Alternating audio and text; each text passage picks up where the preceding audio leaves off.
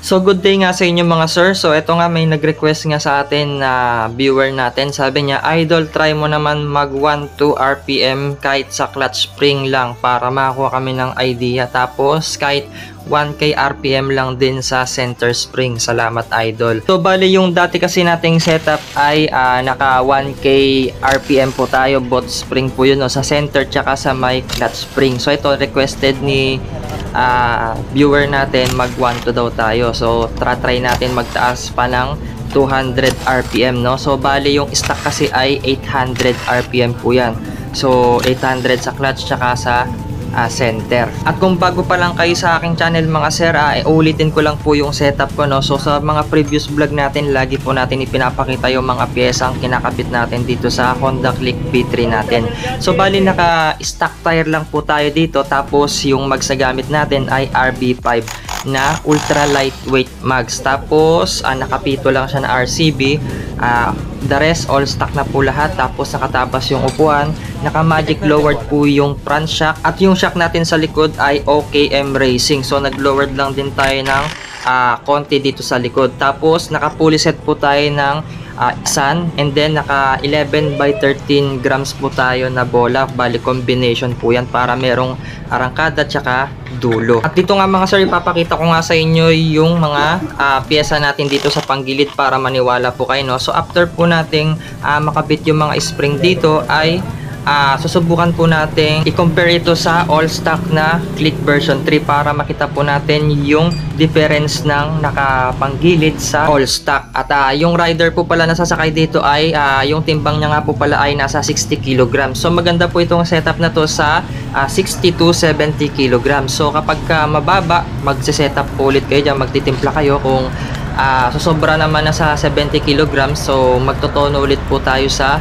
bola, baka magbaba po kayo dyan, no? So depende po yan sa rider na sasakay. So ito, pinabidyo ko lang ito sa pinsan ko kasi nasa Baguio po tayo, no? At special shoutout nga pala kay Aaron Brent Camino. So binigay niya po itong 1-2 clutch spring natin. So bali magkakarga kasi siya ng makina, so 1.5 na po yung ilalagay niyang clutch spring doon. So wag na po kayong tataas sa 1-2 mga sir, no? So kapag ka nag 1.5 po kasi kayo, both spring po yun, so kailangan nakakarga na po yung makina ninyo. Pagka all stock, mahiyaw na lang po yun mga sir. At yung mga pinagbibili pala nating pyesa dito sa panggilid ay ilalagay ko na lang po sa pin comment at dyan sa description box mga sir, no, para direkta Shopee na po kayo. At wag nyo sana nakakalimutan na mag-subscribe sa channel natin and click yung notification bell para sa tuwing nag-upload po tayo ay lagi kayong ma-notify at lagi kayong updated. At simulan na natin.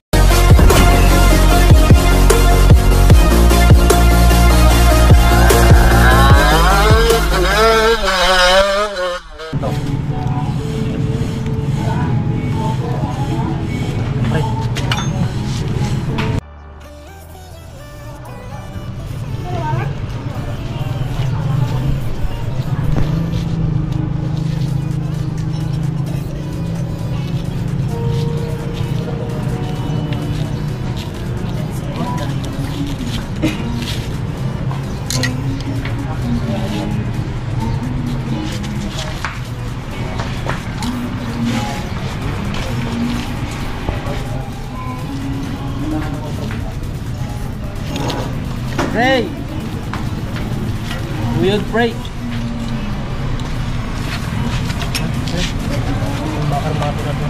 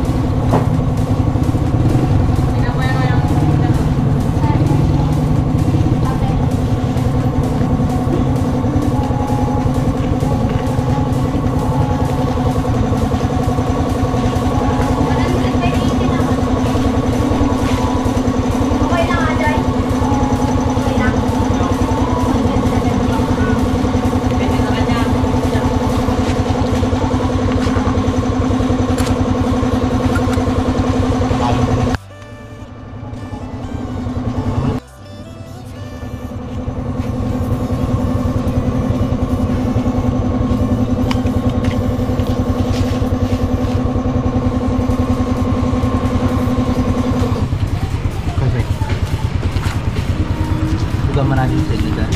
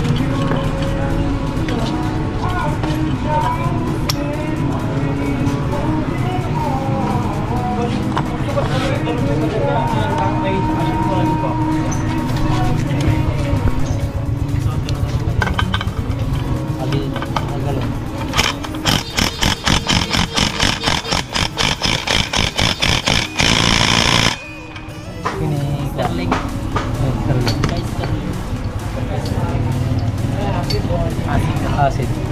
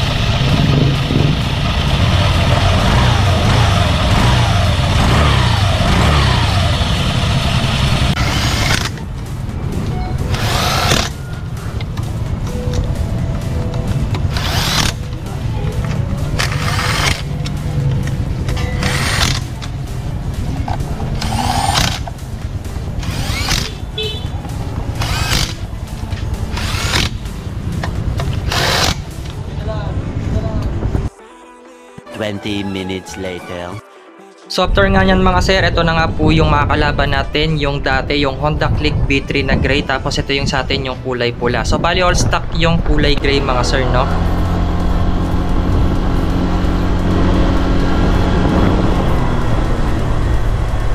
So yun mga sir, umpisa na namin. So dito natin makikita yung top speed nila.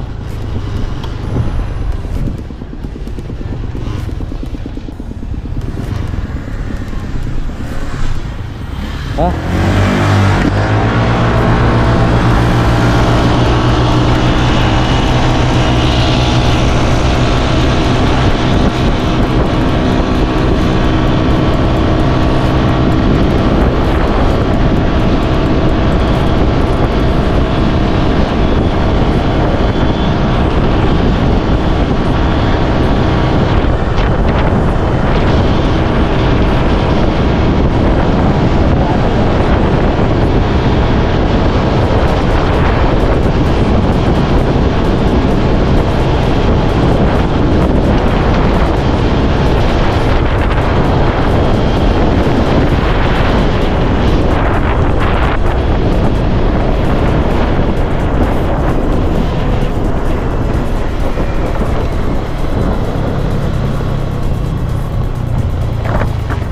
Stop ba?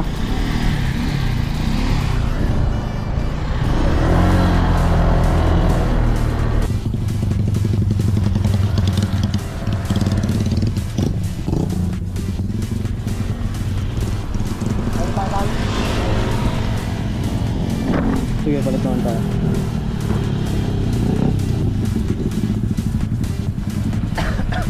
Para dyan naman yung one.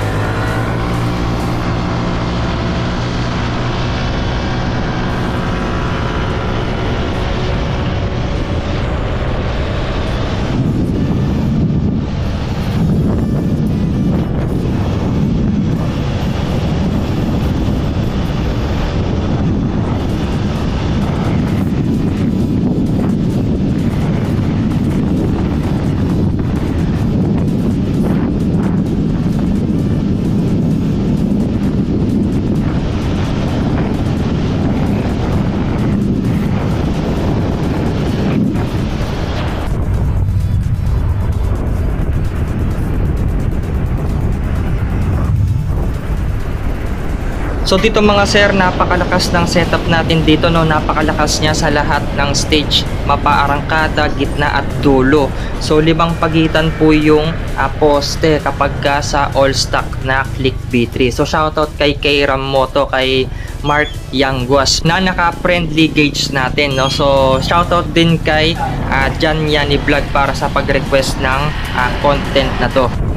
At kung nagustuhan nyo itong video natin mga sir, kung bago pa lang kayo, wag nyo sana kakalimutan na mag-like dito, no? At i-subscribe nyo na rin para sa mga future video vlog natin, no? Sa pagtotono, mga installation, mga wiring, mga paggala natin mga sir, no? Ayan, so para magkaroon po kayo ng idea. And thanks for watching. I know gold is not enough.